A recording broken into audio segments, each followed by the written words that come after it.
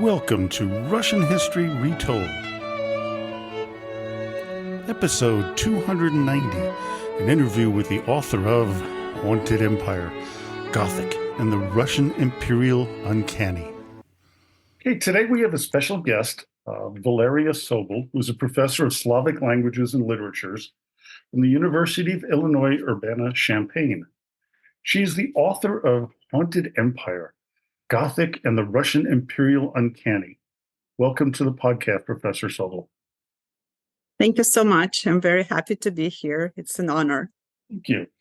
In the podcast, we've covered a number of literary giants in Russian and Soviet history, like Chekhov, Tolstoy, Akhmatova, Solzhenitsyn, Pasternak, and Gorky, as well as the development of Russian literature. But your book takes this to a whole other level that I believe many of my listeners would be fascinated by.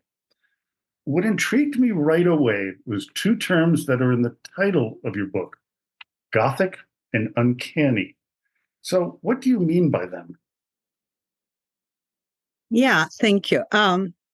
So it's in different direction also because I don't really deal with many giants. I look at a lot of minor figures, actually in Russian and Ukrainian literary, or minor at least by the standards of sort of canon. So we can talk about it later maybe, but in terms of Gothic and Uncanny. So Gothic is, we're used to it more as an architectural term, right? But it was also a literary genre. So as an architectural term, right, we'll know basically what it means, right? Cathedrals, right, of a medieval period, or neo-Gothic, pseudo-Gothic architecture of many college campuses, not Urbana-Champaign, but not University of Illinois, but many others. But the term itself actually originates from the word Goth, which is the Germanic tribe, right, that sacked Rome in 4th century Roman era, and the associations were particularly with this barbarism, right? Kind of the that barbaric northern tribe attacks the cradle of southern, right, a sophisticated civilization and destroys it. So later, when this architecture was created in Middle Ages, and then the whole medieval culture was sort of dismissed during the Renaissance, they termed it Gothic because it was whimsical, ornate, not harmonious, right, by the standards of classical antiquities that was resurrected to Renaissance. So it's actually had negative connotations, and had original association with that, as I said, barbarity, backwardness, irrationality. And then when in the 18th century, mostly in the British literary tradition, there was a series of novels that often set in Middle Ages and also invoke the kind of irrational fears, ghosts, haunting castles. That term was resurrected and applied to that particular literature, both because of its primarily medieval setting or medieval castles, although it wasn't always medieval later on, and also because of this whole complex of associations with all these values that were kind of not in line this time with Enlightenment values, right? So Gothic novels were about irrationality. Again, it was about some dark prejudices, some dark secrets, the ghost of the past haunting the present, everything that challenged the kind of confident rationality of an Enlightenment era with its belief in reason and so on. And historians later, historians of literature have claimed, and I think justly so, that even though the first Gothic novels appeared before the French Revolution, but the true explosion of the genre happens in the aftermath of the French Revolution in the 1790s mostly, and early 1800s, that the kind of crisis of enlightenment and the sort of sense of the world fallen apart, basically, that accompanied, right, the events of the French Revolution, the terror, the Napoleonic Wars, that the literary genre was at some level a response, artistic response to that sense of disorientation. So I can talk about the Russian context now or later, however we want, but that's the term. So and this genre proved extremely popular. Probably everybody's familiar with Dracula, right? The novel hundreds years later, but it was still a very productive and active, vibrant tradition throughout the 19th century. Edgar Allan Poe, right, and so on. And in Russia, it came later, and it was kind of seen as a borrowed genre, as a kind of that fashion. Russia was lagging behind. It was borrowing everything from the West. The Gothic literature was popular, so Russian writers were desperately trying to keep up and started writing their own Gothic stories. And this is the reason why Russian Gothic was not, for a long time, did not receive serious scholarly attention. So scholars kind of dismissed it. It's just another Western influence, not worth talking about. But I'm trying to show its importance. And then Uncanny is kind of a related concept, because Gothic literature is a lot about fear and the sense of being kind of unsettled sense of, you're in the castle, you think you're okay, but there are some steps in the hallway, and then, oh, there's a ghost there, or there was some crime or some transgression in the history of that family, right, that comes back and haunts you. And I look at it more from a historical kind of perspective, as those traumas of history, of colonization, of imperial expansion that kind of come back and haunt Russian Empire in the 19th century. But the term uncanny I took from Freud, unabashedly, who had this famous essay in 1919, Das Unheimlich, or the Uncanny. And actually, if you're a linguistics nerd, anybody who's a linguistics nerd should look at this, or etymology nerd, look at this essay, even if you don't care about psychoanalysis, because the first part of the essay is a fascinating etymological linguistics kind of excursus, where Freud shows that, so unheimlich literally means unhomely in German, which I don't know so well, but I can figure this out. It's so it should be the opposite of homey, familiar, right? Comfortable, intimate. It's something scary, something foreign. But Freud says it. If you go deeper into the etymology, you see that heimlich, homey, one's own, domestic, also has an additional meaning of concealed from the outsider, something that's only accessible to the insider members of the home, of the family. And in association with that, it develops the connotations of being mysterious, esoteric, unsettling, scary. So as a result, the uncanny, the unheimlich, and heimlich, the homey and unhomey, the familiar and strange, the comfortable, safe, and threatening kind of collapse into one, or sort of merge into one category. And I thought it was fascinating, because to me, that's what I started seeing in literary text about the Russian Empire as a metaphorical home, right? It's kind of the place where those literary characters, they move around, they're Russians, or maybe not, but they're labeled as Russians in the imperial sense. They visit various regions, but especially I look at the borderlands, right? There's something unsettling about that place. And why so? So I'm trying to and of course, in literature, the Gothic mode, with its emphasis on fear, on anxiety, right, on mystery, is a perfect literary vehicle for channeling the sense of disorientation, the uncanniness of the imperial experience. And that's what I try to kind of explore in my book, to bring those two modes together, to two themes together. The literary tradition of the Gothic as the artistic tool for expressing, through seemingly innocent, entertaining, popular genre, expressing some deeper historical and national traumas. Right. Yeah, that's fascinating about that merger with you, and knowing so much about Russian history and how unsettled it was for pretty much its entirety of the thousands of years that it's been around. But what sparked your interest in this topic? Yeah, interesting question. So it's a long story. I hope I won't digress too much, because actually, originally, was kind of a new development in my research agenda. My first book, which was based on my Columbia University dissertation, which also had a catchy title, Febris Erotica, Love Sickness in the Russian Literary Imagination, dealt with also with 19th century, and also in a historical context, but with a completely different set of concerns. It was more about the interaction of medicine and literature, and this kind of a trope of love sickness, of heroes succumbing to physical illness as a result of some kind of unfortunate romantic experience, unrequited love, and how this reflected contemporary theories about the human soul, the emotions, the connection between the physical and the spiritual or emotional. So that was kind of a different story altogether. And I was never comfortable. I didn't used to be comfortable writing on kind of politicized topics because I felt like I'd rather deal with literature, culture, maybe science, but nothing that ideological.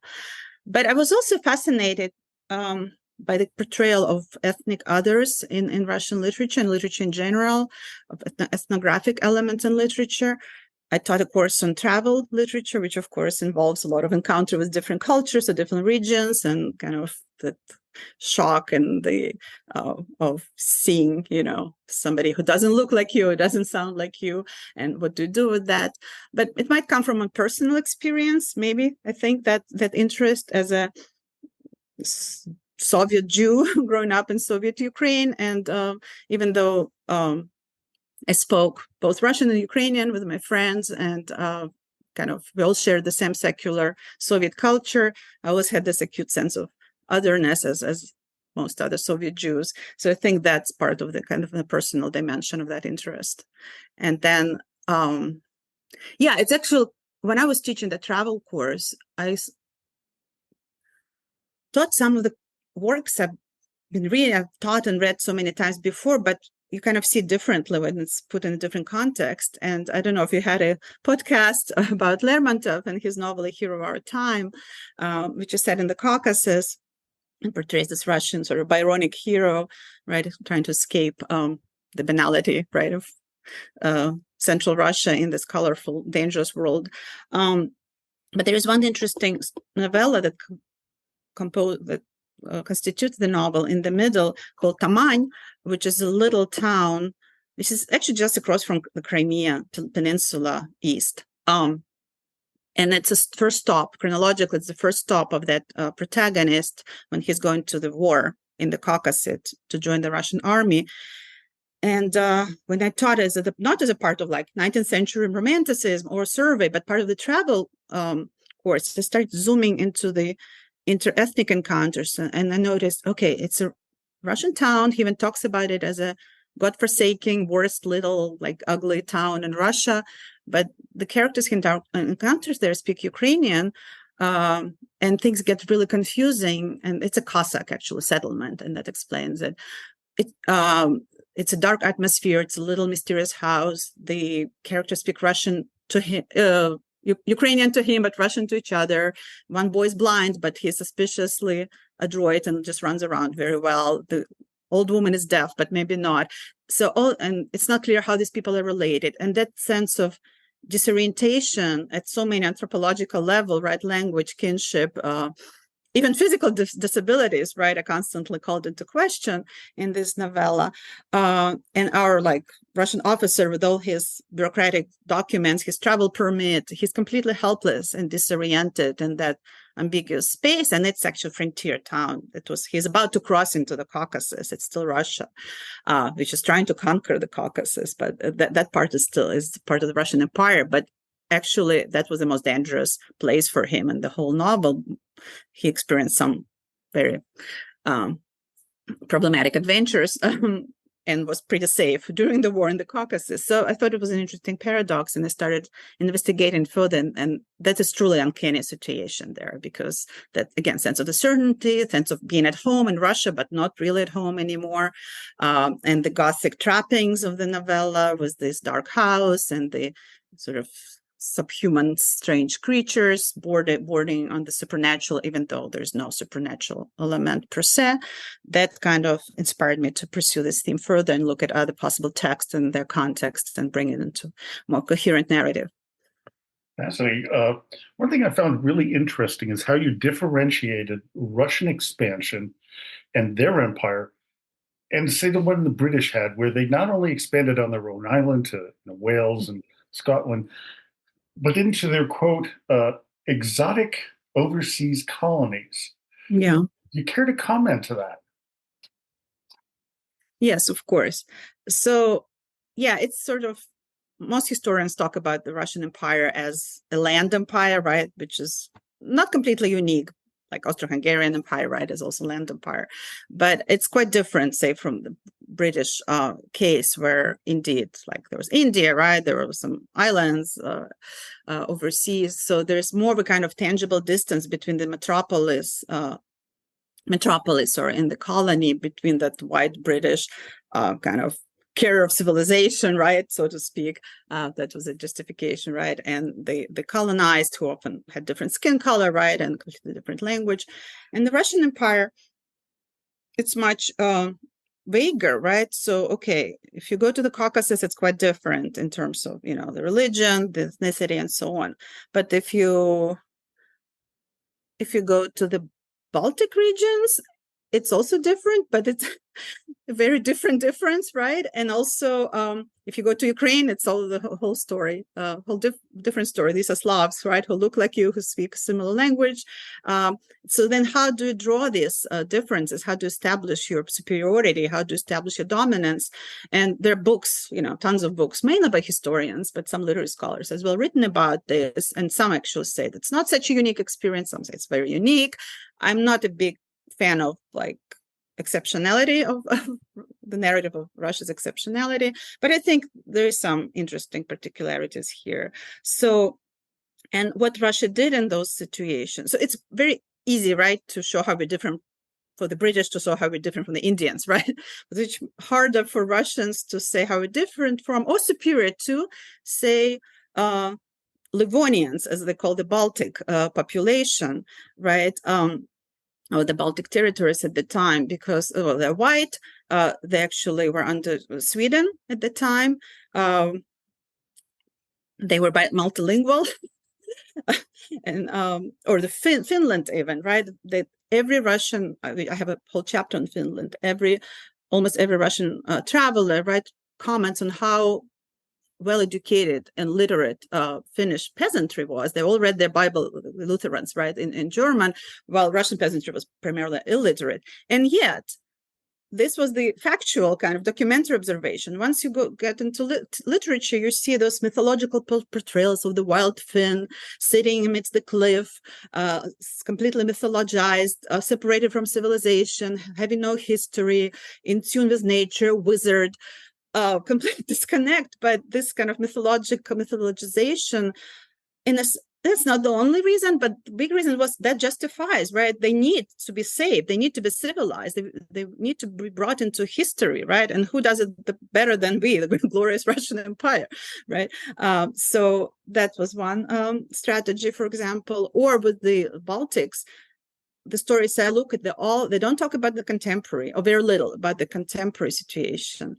They talk about the medieval past and the German Teutonic Livonian order there, and they portrayed in very gory Gothic terms as this rule of tyranny, of completely whimsical cruelty, and basically barbaric, medieval, bloodthirsty German barons who sort of ruled over this unfortunate land that again kind of is brought into a benevolent rule by the Russian Empire. So it's fascinating, actually, how history is artistically and ideologically manipulated to both make it an interesting, terrain for exploring new literary techniques or themes, but also for justifying the colonial rule.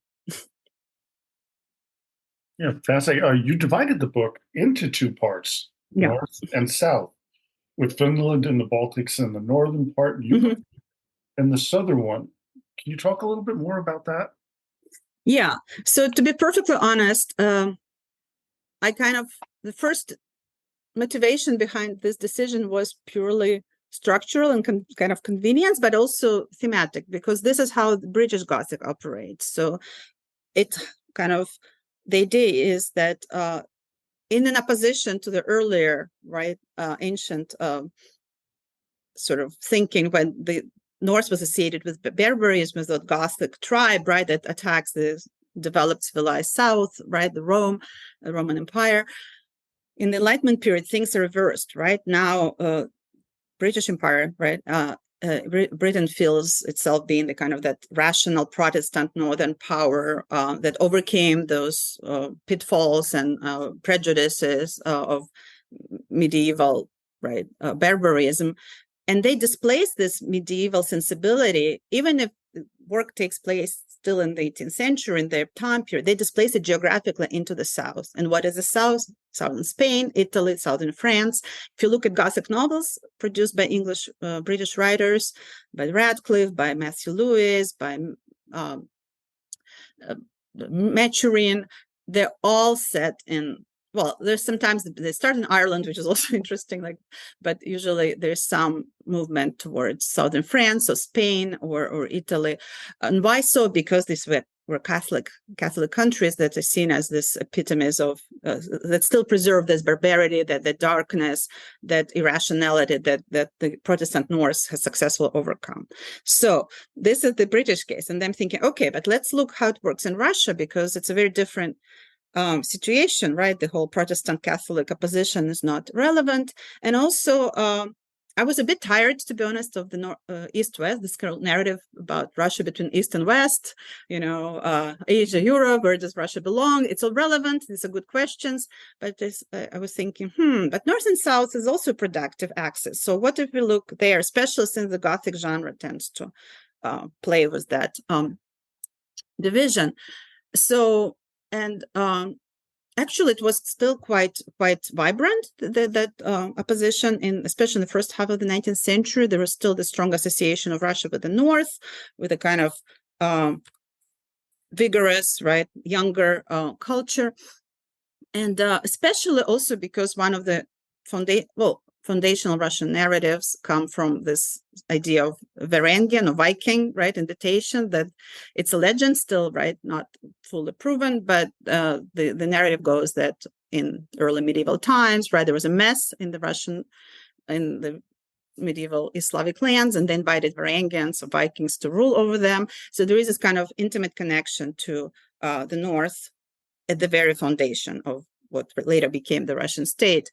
And this is, by the way, what they play with a lot in those Baltic tales of the 19th century. Yeah, they were German, they were Swedish, but they really, originally, it's all our territories. We were there.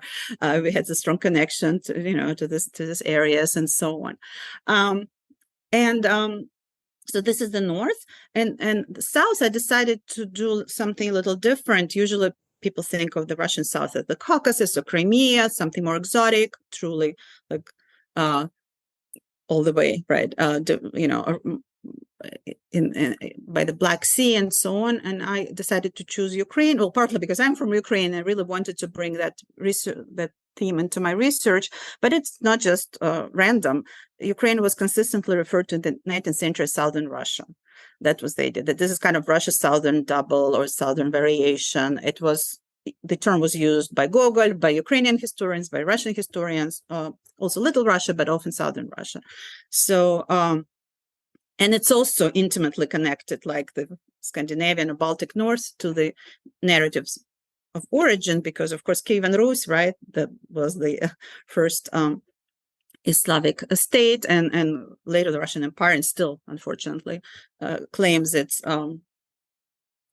lineage, through Kievan Rus, where Orthodox Christianity was introduced, and so on. So these are two interesting regions, but that are both intimately connected to this very primeval, foundational stories of what Russia has become, but they also were only recently added to the Russian Empire at the time when my writers were writing. So Finland, for example, it was gradual between the early 18th and 19th century. It became part of Russia. The Baltics too, the result of Russia-Sweden wars, and Ukraine and Kiev was gradually also incorporated into the Russian Empire, the result of various divisions of Poland and so on. So they still preserved an aura of exoticism and novelty, but at the same time were seen as part of our own heritage, which added that uncanny, confusing element, I think, to how they're portrayed. I always found it very interesting how, especially the current administration in Russia is saying that, Ukraine is Russian. It's not their own people. But when we look at it historically, no, they are their own people. They have their Of own course. history. Uh, when Moscow was still a little bunch of huts, in a forest, Kyiv was one of the most populated cities in Europe, greater than Paris, whose children of the leaders in the Veliki Knyaz were married Hmm. to the king of France and to Right. Yeah. Scandinavia. And I've had a discussion with Hmm. the podcasters doing the history of the Vikings, and Hmm. talking about how that influence came from the north and how Hmm. that Hmm. changed Russia. And there's all this ongoing argument between all the historians of, are they a Viking people? Are they a Slavic people? Yeah. But each one is a very different group of people from whatever parts of the Russian and Soviet empire. So I think you're Exactly. breaking that up into that shows that there's a uniqueness in each one of these civilizations and peoples and countries, that they are separate and they're not just one empire that should remain together, especially when you look at Finland. I Yeah. mean, and when they tried the Russification under Nicholas the First, Hmm. Alexander the Third, tried Hmm. so desperately to Russify everybody, but eventually failed. Yeah. And then you have Stalin, who would then, tear people from their home countries, like in Crimea, and send them Hmm. to Siberia, and the mass changes that he And attacked Finland, right? and attacked Finland with very little success at first, I might Yeah. add. They did Hmm. rather Hmm. poorly. But that comes to the hard copy of your book came out in 2020. How are the recent developments in the region, and above all, the Russian war in Ukraine, changed the way you see your book project now? Thank you. So I started this project actually back in 2012. Was spending a sabbatical in Kiev, my native city. And first I thought it was just going to be about Ukraine. And then I decided to add the northern element, and it kind of grew into broader project. But of course, it was still a relatively, there was some anxiety about like Russian influence in Ukraine, but it was still very far from the full scale war we have now. So I didn't have no expectation that my project will have some immediate historical political relevance, because it's about 19th century and the representation of empire that's long gone, right? Well, not so gone as it turns out. So, and as I was working, then the events of 2013 and 14 and developed, right, unfolded, was the Maidan revolution, the annexation of Crimea, the war in Donbass.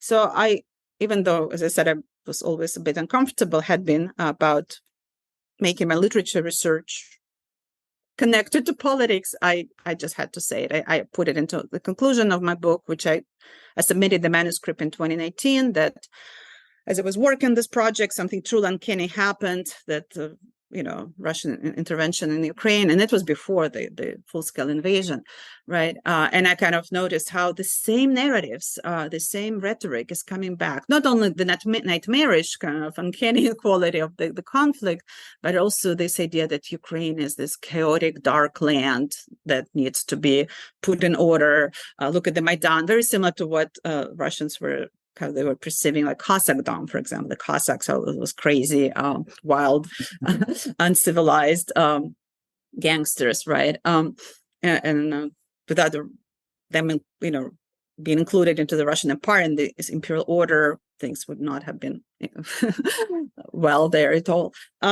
Just as one example. And then submitted the manuscript, right, still 2019. I'm thinking like, wow, this is going to be dated so quickly.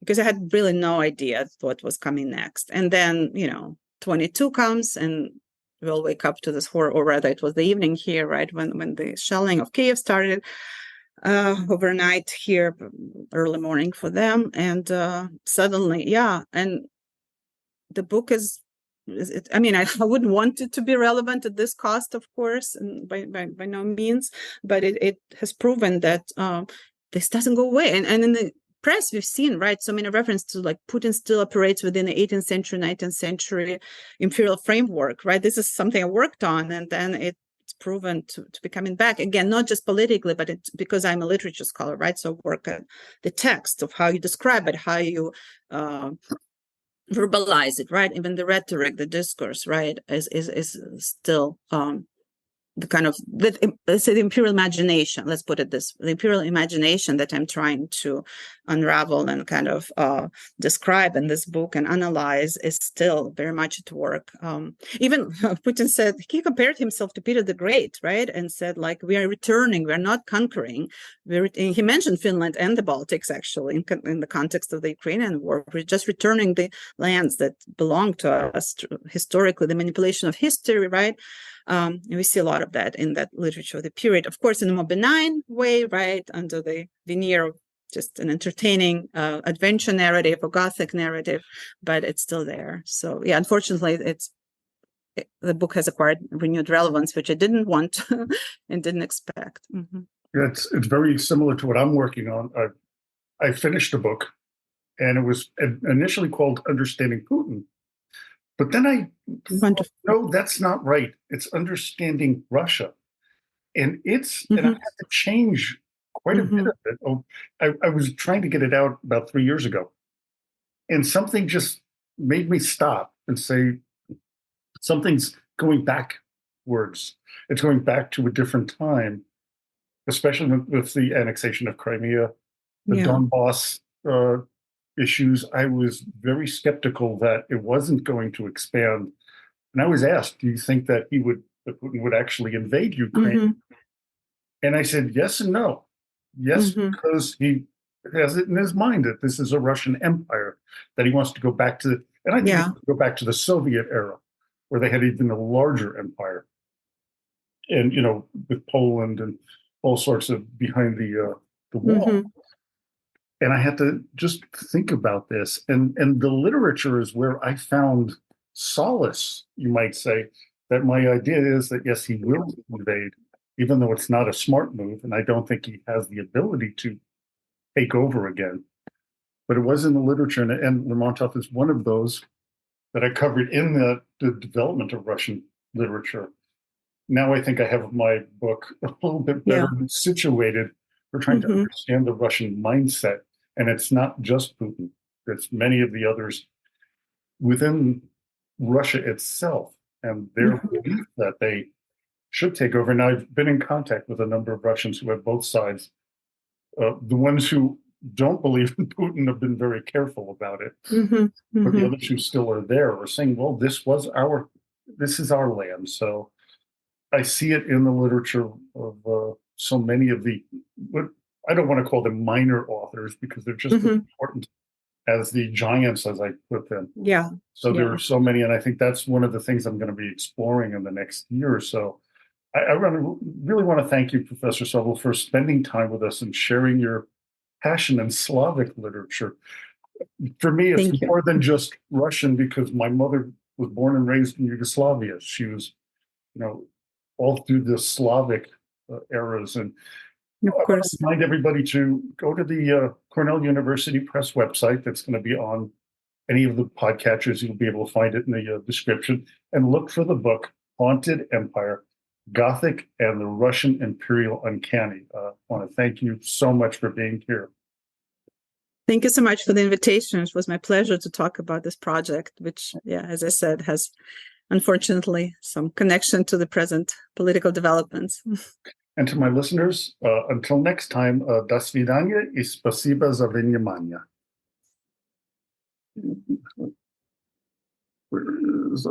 Stop recording.